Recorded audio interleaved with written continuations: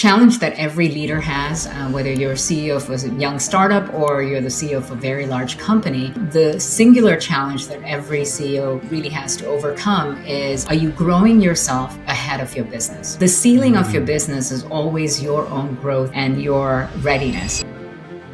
You're in the business of influence. It doesn't matter how great your solution or product is. If you cannot influence someone else to try it, to buy it, to stick with it, it's not going to work. I faced probably over 300 rejections. It was constant no's. I mean, I could not even land a meeting, let alone getting the meeting and then, losing the deal. In the context of AI, instead of fighting the machine, we have to collaborate with the machine. And when we do that right, it makes you exponentially more capable.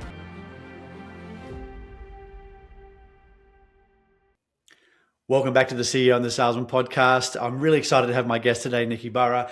Nikki is an award-winning author, speaker, CEO, speaks 4 languages, immigrated to America a long time ago. So I'm very excited to have this conversation today. Welcome, Nikki. How are you today? Great to be here, Matt. Thanks for inviting me. Look, my pleasure. I just want to dive straight into it. You talk about transformational change. You talk about creating changes in people's lives, and a lot of my audience are, the CEOs of small, growing businesses. They're usually technology businesses. So, from when you speak to people who are in that sort of space, where do you start? How do you get into their head, and how do you really help them make those positive changes they want to see in their life?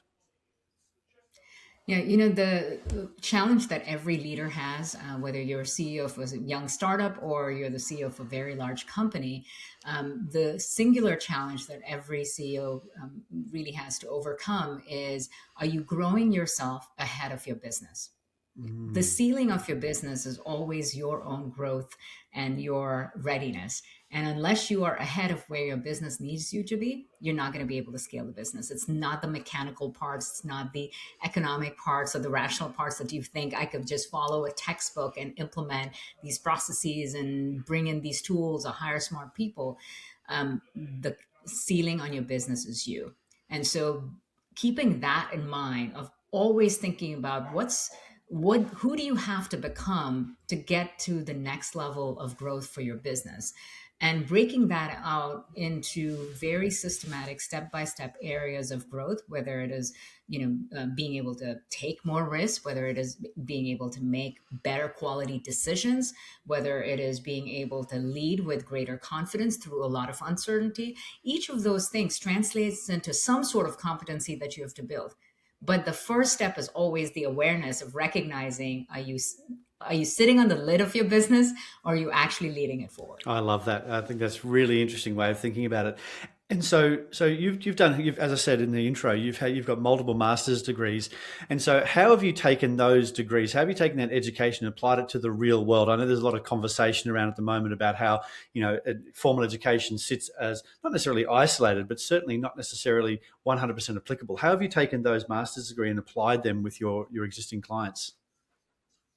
Well, first of all, the reason I have 3 master's degrees is because I did not know what I wanted to do. So the institution was more fun than that. The first confession is, let's be honest, there was nothing intentional or nothing very premeditated in terms of, a great career plan and getting the education necessary for it. It was simply first not knowing what I was going to do, but I had a fascination for economics and got my first degree in economics and accounting. Realized there was not a whole lot that I could do with it for what I was interested in. That led to doing an MBA, and fell in love with strategy and innovation during that process. And then did a master's in information systems. And that was where I first got exposed to artificial intelligence and the tech side of things. And so it was, having an education that was at the intersection of art, science, and technology and business. What it really did for me was help me figure out how to think and, look at the insights that you get from diverse points of view and the intersection of different disciplines. To me, that's what I inadvertently got out of that, even though I had these degrees because I was confused. Yep. The benefit of it was that it helped me become a multidimensional thinker and be able to see things from a very framework and systems thinking point of view, which has served me really, really well in terms of being able to solve complex problems for clients. Okay, that's interesting. So if you think right back to you when you first started, obviously you came to America in the late '90s, and then you were working with EY. And so, what have you taken from? And I'll ask you about your entrepreneurial journey in just a moment. But what did you take from EY that you thought was something we're going to carry on through? And I guess the flip side of that coin is, what did you leave behind? Because we know that those Yeah. large consulting firms have a certain culture and a way of operating, and they're very extraordinarily successful. You can't take that away from them. So, what did you take with you, and what did you purposely leave behind? That's a great question. Well, what I absolutely loved, and it has helped me throughout my career, was the early stage training that you get at firms like EY. They really invest a lot in their new hires and the early stage talent that they bring into the workforce. And one of the things that helped me throughout was a program called Structured Thinking and Communication. And it's, I don't know if you're familiar with Barbara Minto, and it was the Minto Pyramid Principle. And it really teaches you how to break down problems into systems and, very structured way of thinking, but then more importantly, being able to synthesize your insights and storytell around that in a way that you can influence clients. Now, why was this necessary? Because I was a young 20-something-year-old working with Fortune 500 CEOs and C-suite executives.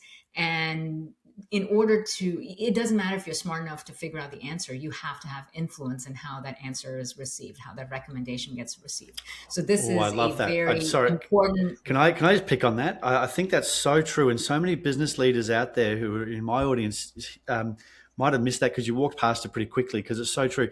You might not necessarily you might have the correct answer, but you might not have the influence to make sure that answer is implemented. And I think that's such an important point: is being able to have that influence to be able to be heard. I think that's great. Sorry, carry on. Absolutely. And when you think about any senior role or any influential role, whether you're in sales or any kind of revenue generating role, or if you're the CEO or founder of your company, you're in the business of influence. It doesn't matter how great your solution or product is. If you cannot influence someone else to try it, to buy it, to stick with it, it's not going to work. And so this, one of the advantages of starting out in fields like management consulting is you're a young kid who's very smart and could figure out a lot of great answers, but it doesn't make you effective until you master the skill of influence and learning how to effectively tell a story in the way that your clients can actually hear it, understand it, and recognize its value and then implement it. When you move people to action, that's the only time you're successful. If you simply tell them an answer that does not move them to action, you have failed. And so to me, one of the greatest things I got out of my EY experience, I mean, there are a lot of things I'm very grateful. It's still my favorite place that I work, but it was getting that training. And it is a book I still have with me. And I think of it as like my favorite companion that has helped me through STEM. Now, in terms of what I've left behind, I think there's something about working with big companies that the company brand, the company resources become the enabler of your success. And for me, I wanted to figure out how I could make it on my own. When you strip away the big brand, of a large company, when you strip away the titles, the large teams, and all of the resources, it's a very scary experience. I mean, you have basically gotten rid of everything that keeps people safe. There is no certainty in what will come out of that.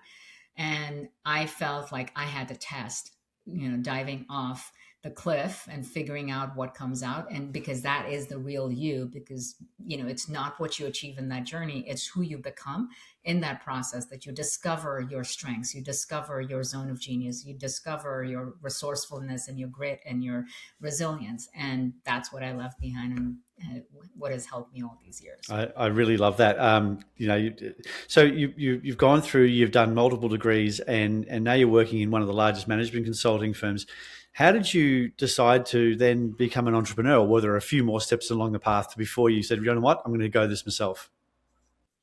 Yeah, I mean, from there, I've worked with a couple of other great companies, all public companies that had were leaders in their space. And my shift was really going from management consulting to hardcore technology. I was fascinated by tech, but I'm not an engineer, so I wanted to learn how to build tech applications or lead teams that build tech applications and manage the complexity that comes with technology.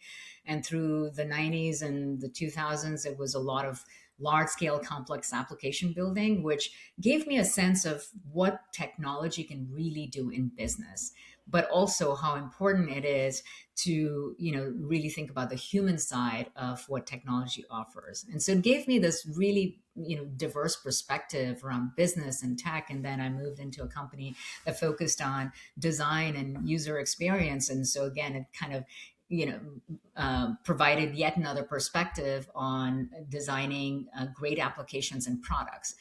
But through that journey, the one consistent thread, regardless of what my subject matter expertise was, that I discovered that I was very good at sales and large scale deal Yeah. making. And it was sort of inadvertent because I never actually held a formal sales role, but I was constantly closing deals and kind of stepped into that responsibility at one point. And it was sort of a mismatch for my personal identity, though, because my personal identity was that I'm a strategist, I'm an influential leader, I manage teams, not a salesperson. And so it was sort of, I had to get my head around, well, what does that actually mean? And candidly, I had this impression that being in the field of sales is sort of like this used car salesman icky thing, Absolutely. that It it's still is. you're Yeah. manipulating people, you're forcing them into, you're fast talking and smooth talking them into things that may not even be helpful. So it was something I resisted a lot. And what I ultimately discovered, and what has helped me continue to be very successful at sales, is I discovered it's ultimately, deep listening, it's empathy and understanding, it's being able to figure out the real problem that they're dealing with, and exploring whether your solution is actually a match for the problem they're facing. And if it's not, you walk away or you refer something else. But really getting down to it's an incredible problem solving path. And I love solving problems and helping customers. And so for me, it actually ended up becoming a great match. And once that sort of fit in terms of an identity, I realized, wow, I have all of the things you need in order to build your own business, and kind of followed my entrepreneurial itch from that point on. Yeah, very cool. I love that. So, because there's so many people, once again, in the audience who are amazing at their role, but they've decided sales is sort of icky. Like, well, I'm an engineer, I'm smart, and I'm important, and I've got engineers who work for me, or we've built this incredible solution. Sales is for other people to do, or sales is, why shouldn't the whole world just come to me because I've got the greatest thing ever. So, and I've worked my whole life on the greatest thing. It should just work. So I guess that sort of ties back to your, conversation about influence and about Yeah. storytelling. And that's the key part. So just thinking about that, what would you say would be the three or four or two or three things that you would say to somebody who is an engineer, who is in that place, and they've got to get there, they've got to get over the fact that they have to be that sales, that front, that lead singer of the band, so to speak. Yeah, if you are in a technical field or non-sales type of career, recognize that your subject matter expertise actually gives you the tools necessary to solve a customer's problem. You probably will be able to sell better than a salesperson without that, technical training, because you understand the solution, and you know what it can do and how it can solve the problem. But secondly, without sales, your product can never create any value in the world. It just sits on a shelf. It doesn't matter what kind of product, but sales is the bridge into solving people's problem. Without that, people do not get the benefit of your creation. So it is a necessity, not something that is an annoying thing to deal with. It's actually the bridge that offers your solution to the world. Yeah, I love that. And thirdly, when you engage in any kind of sales activity, whether it is as a solution engineer or sales support, and when you're part of the sales process, there's something extraordinary that happens. You start to understand your customer even better. because it's during that process that you start to discover new needs. You start to understand, what parts are resonating and what parts are okay. Where is the next evolution of your product roadmap that needs to come from deep listening of your customers, and seeing the things that they may not even be able to express fully. Until you do that, you cannot keep building a great product. So having a connection to sales actually equips people to be better product leaders. Yeah, that's fantastic. I was being interviewed on a podcast the other week, and they said, "Oh, AI is going to take the role of sales," and what do you think about that? And I said, "Well, look, I don't think so, because I genuinely believe that the value is in the diagnosis." And if you get, and the diagnosis piece is about asking questions, understanding, and creating as you said, a bridge where you go, well, this is where you are, this is where you want to be. Does or does not our product fit into this space? And if it does, then we can, then really it's your duty and your obligation as the leader of the business to present it in the best possible light. Because if you just sort of casually go, yeah, we can fix that, well, then that person walks away and doesn't buy it. Well, it's actually sort of on you, right? It's sort of on that person who did a poor job of selling, not the listener. It's about the person who's trying to do the influencing, which is what you were just saying earlier. Mm-hmm. Yeah. Yeah. Yes, absolutely. That's why it's I see this as a necessary part of client service, regardless of what role you're in. And so even for the teams I've built and led, I make sure that there's always I don't want to call it sales, but always a client focused perspective that informs what we do internally. Because in the absence of that, you sit in an echo chamber where you tell yourself everything you have is perfect. Absolutely, absolutely. So when you think about your journey, like not every, and we see the end result of the end result. We see the successful author, CEO. Over time, tell us about a challenge that you've had and how you had to change your mindset to overcome those challenges. You talk about that in your book. You talk about that in your publicly. So when you think about the challenges you've had, what have you had to do do the work on yourself to be able to flip that over and turn that into a positive? Yeah, the early stages of my entrepreneurial journey, uh, like any first time founder, I faced a ton of rejection. And frankly, for any new business, you do face a ton of rejection because you're really learning about the market, and it's until you discover product market fit. But I did not understand it as part of the process at that time. I saw that as a rejection and inadequacy in myself. People are not buying from me because there's something that I don't have that's good enough, or something or skill that I'm missing, or maybe just something's wrong with me. I remember in the first year, I faced probably over 300 rejections. It was constant no's. I mean, I could not even land a meeting, let alone getting the meeting and then losing the deal. It was just near impossible. And during those times, there was a part of me that kept thinking, gosh, why did I leave my big, public company executive role? I could go back there, make, have a big title, have an executive assistant and a big team and all of the money and safety. Should I really keep doing this? Am I even any good at it? So there were definitely lots of moments of self-doubt and questioning whether I had it in me or whether this was just some big dream that was not going to go anywhere. But what actually helped was turning those rejections into redirection and really thinking about, what is each rejection actually telling me?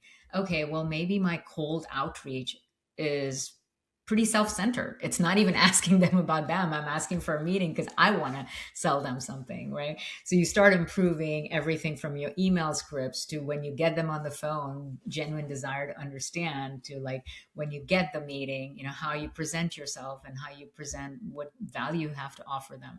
Ultimately, it became just a series of value creation, that had nothing to do with my business. It had everything to do with the market I wanted to serve. And we went through multiple RFP processes for a really major company that we were pursuing. I lost 11 RFPs back to back.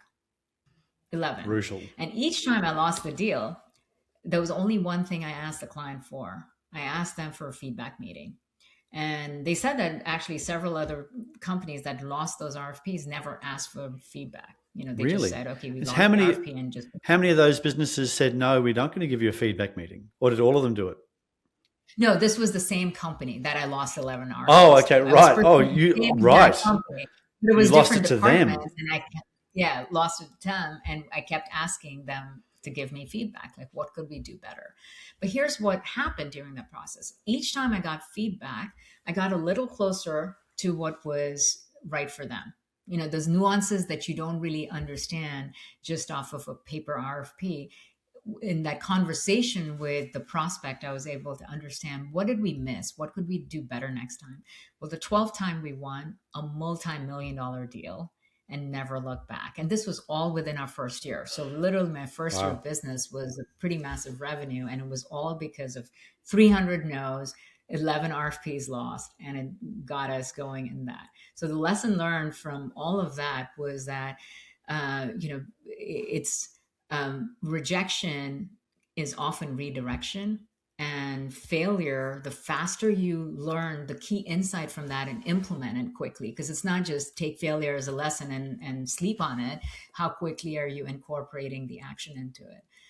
And overall, my big takeaway that became sort of a turning point in how I showed up as an entrepreneur was realizing that my problems aren't big enough. And what I mean by that was I realized each time I faced a bigger problem, if I overcame it, I became bigger than the problem I faced. Yeah, And so it wow. expanded my skill set, my mindset, my confidence.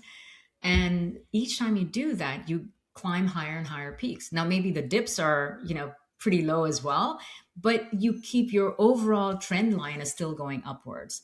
And uh, now when I look at what I'm facing, one of the questions I ask myself is my problem big enough? Or is this a problem I've already solved in the past? So I'm really still in my comfort zone. Am I really taking on bigger problems? Because the path to growth goes right through the biggest mountains that you haven't climbed yet. I think that's really quite fascinating advice. I've certainly over the last couple of years found myself playing a little bit small because I know I can do it. It's easy, and maybe I've got to convince myself that it's the path that I'm supposed to be on. With moving to America, not I do things that are unusual to a lot of my friends and family as well. Why would you move a country at this time and all that sort of stuff? So I really like that. I like the idea of being bigger than the problem, and my problem's big enough. So how do you approach growth and reinvention in your personal life? How do you think about that on a daily? I know that it's easy to, not easy. Yeah. It's a process to go through business wise, and you can strategically think about that. Are there tools that you also bring into your personal life? Absolutely. And in fact, this is something I've written about in my book. But I describe, our journey through life like playing a video game. We all start off at level one, whatever our level one is, right? We all have different set of skills, but we have a foundational baseline level that we all start with. And when you start playing the game, you're gonna, get shot at or go through the death valleys, or have to overcome some obstacles along the way, and you fall and you struggle and you can get past the all of the challenges in the game, and at some point you figure it out and you get to the next level, right? And so you go from level one to level two, but guess what happens at level two? Your problems just get bigger. Problems get The bigger. challenges are more complex.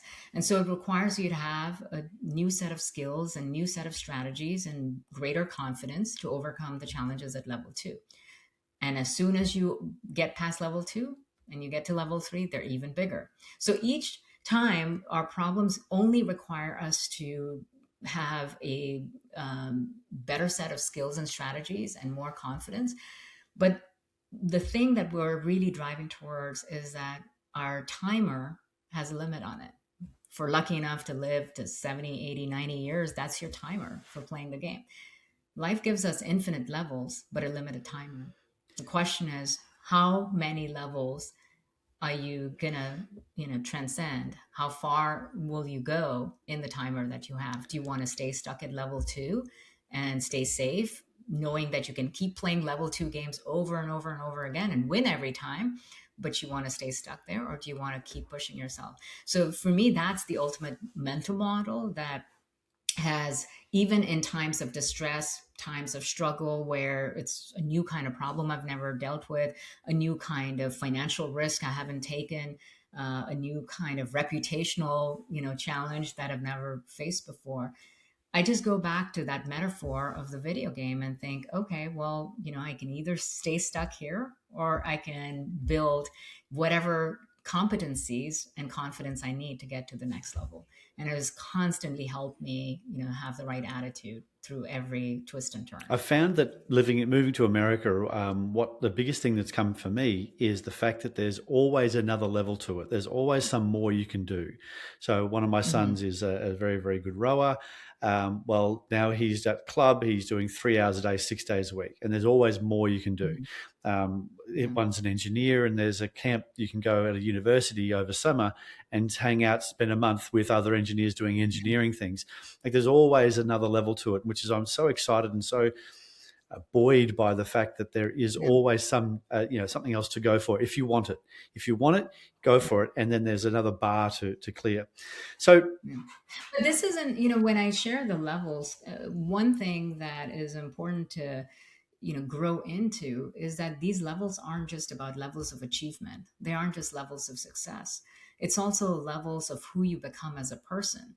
The kind of person who can take action without expectation of a reward, the kind of person who stays unshakable in the face of any kind of setback or failure, the kind of person who grows their capacity for difficulties through each level, because that is ultimately the ability to live completely detached from any of the things that come at you and make you truly unshakable. That sort of spiritual grounding, that mental model, that mindset, strength, when you have that kind of mental endurance, that is the ultimate achievement, even beyond the public professional accolades. So you talk about identity a bit, and so what role does identity play in growth? So how one sees themselves, does that really make a genuine impact in how they achieve in future life? Absolutely. I see identity as the singular thing that determines what people actually achieve in their lives and how they live their lives. Tony Robbins actually speaks about that, quite a bit in terms of the greatest driving force for human beings is to live in congruence with the identity that they hold. So if you think you are a risk taker, you will take more risks. If you think you are an extrovert, you will socialize. If you think you are someone who likes safety and certainty, you will choose exactly that.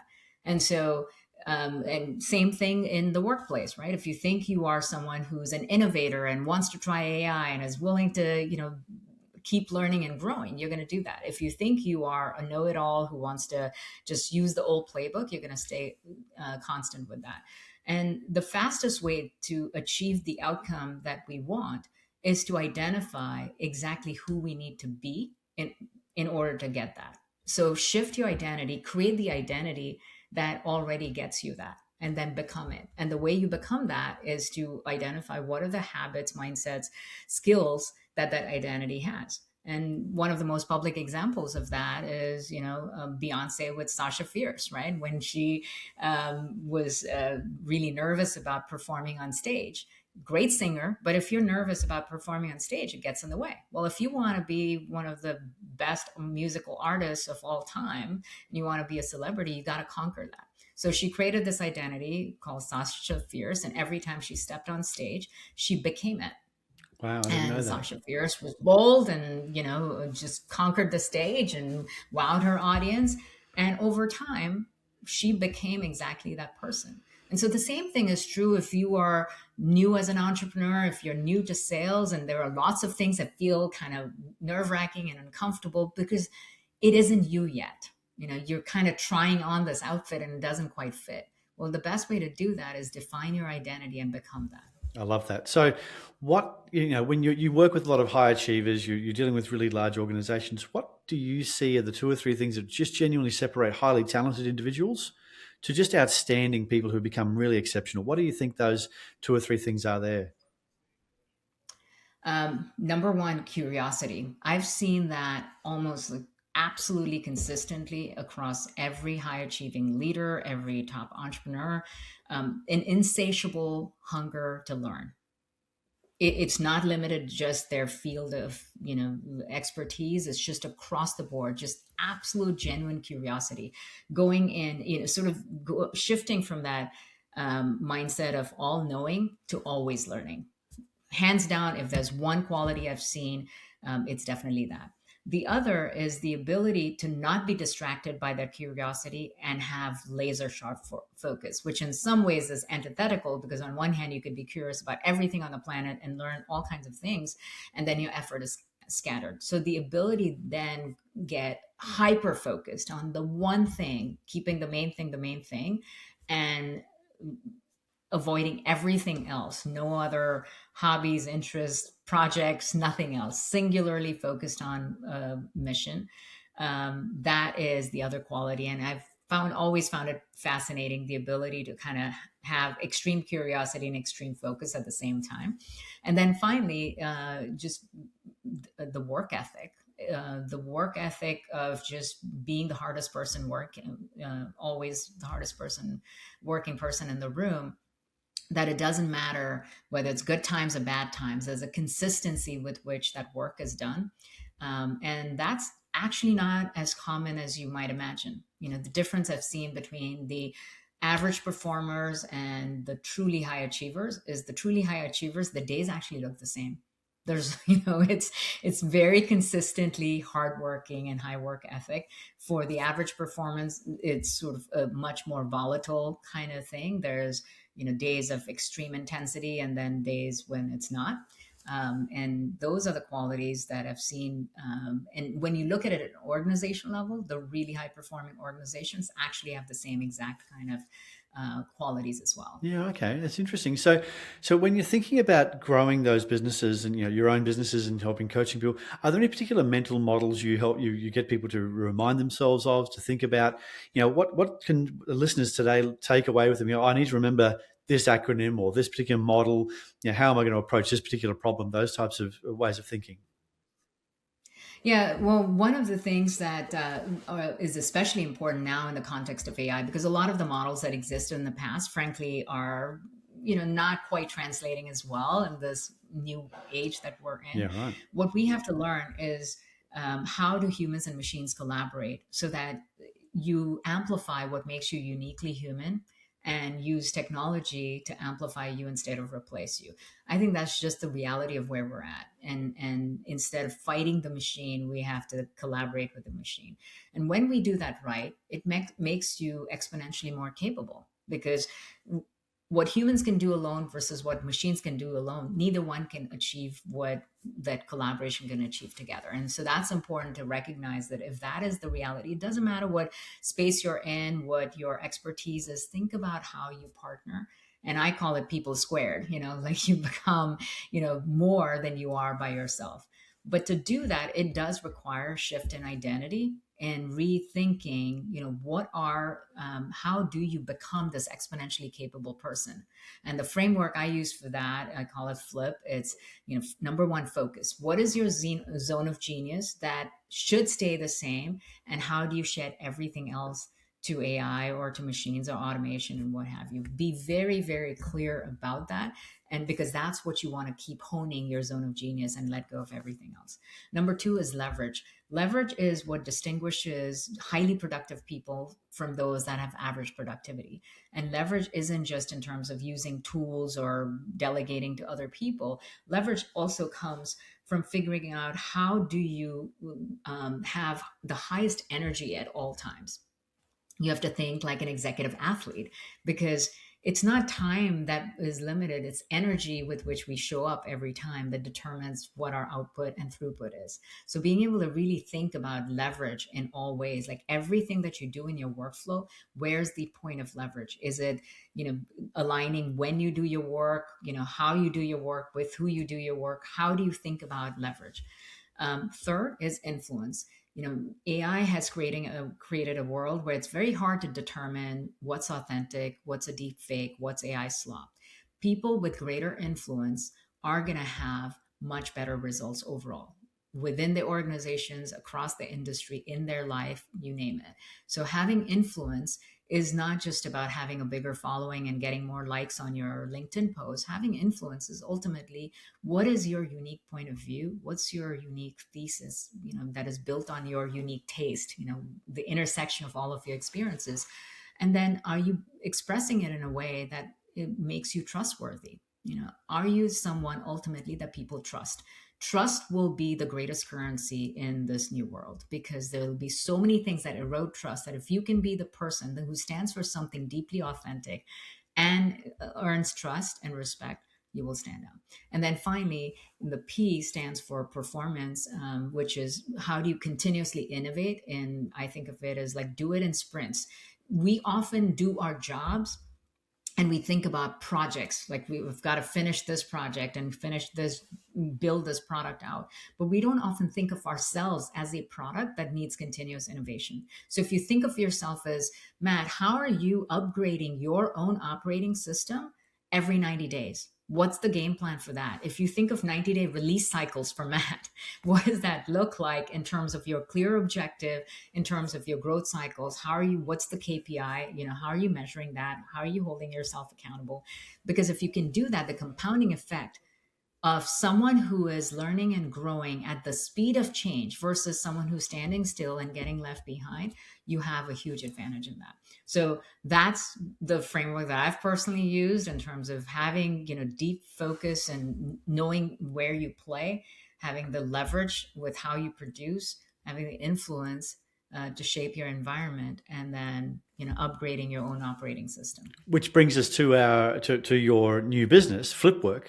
And so, Yeah. so what are the biggest challenges that you'll be tackling with that new business?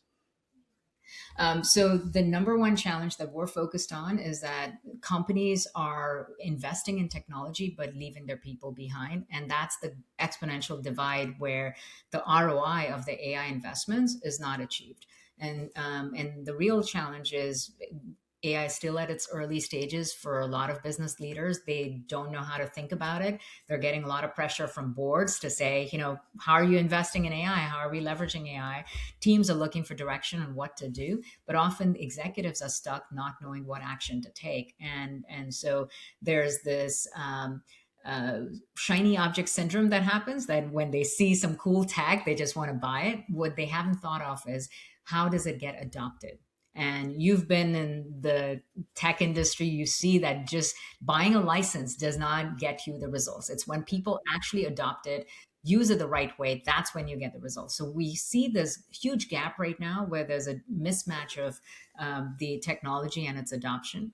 And the path to getting there is to reinvent the identity of your people, to reinvent the workflows of your teams, and to actually automate and leverage the tools that get you the right results. Go back to business fundamentals and figure out what is the ultimate business objective that your business needs, and how do you shift your workforce to become AI ready in that. So we're working with some of the world's largest companies in doing exactly that, and really helping them flip how work is done, flip how their people think, work, and lead. And it's all about reinvention, from the grassroots up, from the inside out, not some big consulting company coming and telling you, how to do change management, but how to empower the individual to figure out who they need to become and how they work and think in this new age. Yeah, McKinsey certainly has flipped recently. Not only did they win the award for getting 100 billion, well, using 100 billion tokens, but they've gone from an hours model, which of course is no longer useful in a world of AI, and they've moved towards more of an outcome based model.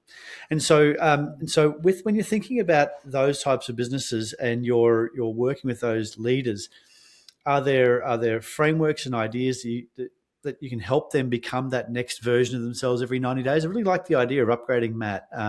So thank you for talking about me, because that's the most important subject to me. So how could I, let's forget about those guys. How could I think about that if I go, right, in 90 days, are there certain categories that you get your executive clients to go through? Are there certain ways of thinking, resources, that type of stuff? Yeah, so I mean, the our methodology and solution is, derived from change management and neuroscience and adult learning. So there's a lot of science behind it that takes them through a step-by-step process within 90 days. So our promise is you're going to upgrade within 90 days, right? But at its core, for anyone listening, this is not something that is only available to big companies. Ultimately, for each person, what we have to recognize is that our evolutionary instincts are designed for us to seek certainty and security and safety. And when we seek that in a fast moving, highly disruptive environment, we're guaranteed to fail. So, part of the challenge that we all have is how do you go against your evolutionary imprint? How do you shed those needs and actually think like an explorer, who enjoys the uncertainty, like someone who seeks out risk and runs to the fire instead of away from it, someone who recognizes that ultimately there is no safety and control that we have. You can only keep learning and growing in that, right? So the first, having that recognition of like, how are you supposed to show up, what kind of mindset and behavior will actually help you be successful in this AI age, and have the right mindset, not just for yourself but for you to lead your teams the right way.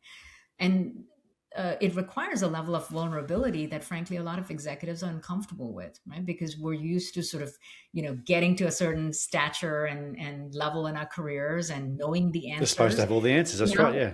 Yeah.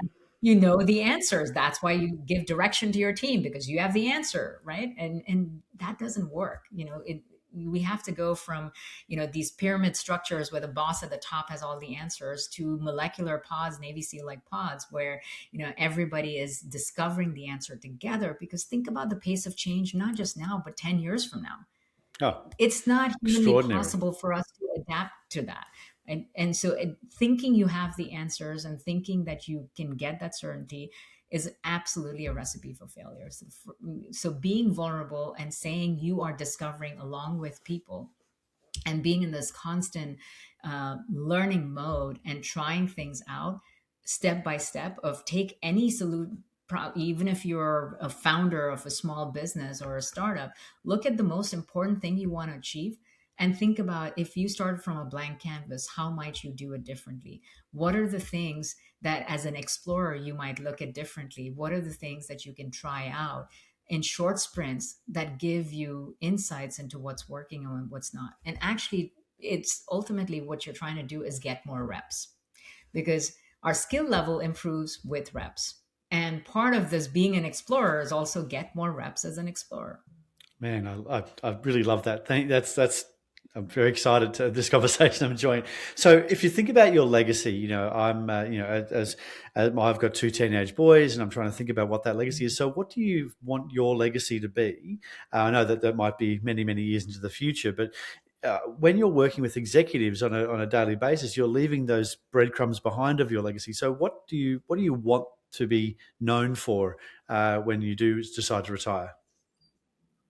After a long career in technology, I still believe that the greatest technology on planet Earth is the human being. And so for me, the legacy is making people exponentially capable and truly unlocking their full potential. And in everything I've done, no matter which company I've worked with or businesses I've built or books I've written or speeches I've given, it really comes down to, how do you unlock that limitless potential within people?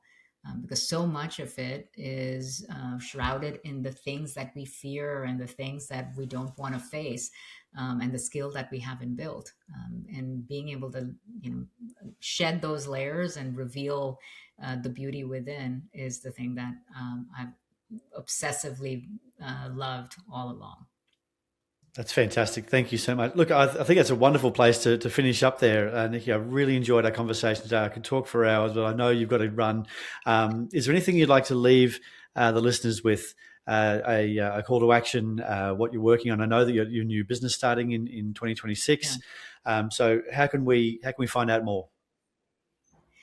Well, and I share a weekly newsletter called Reinvention Roadmap, where I provide really actionable strategies for people, for executives, for leaders, founders, that they can implement right away. Most of our success is gated by the fact that we know things that we don't implement, or we overthink and we take too long to implement them. And so this newsletter is designed for bite-sized actions you can take every week to lead boldly in the AI age, and with the kind of strategies that will not only help you grow your business, but grow yourself.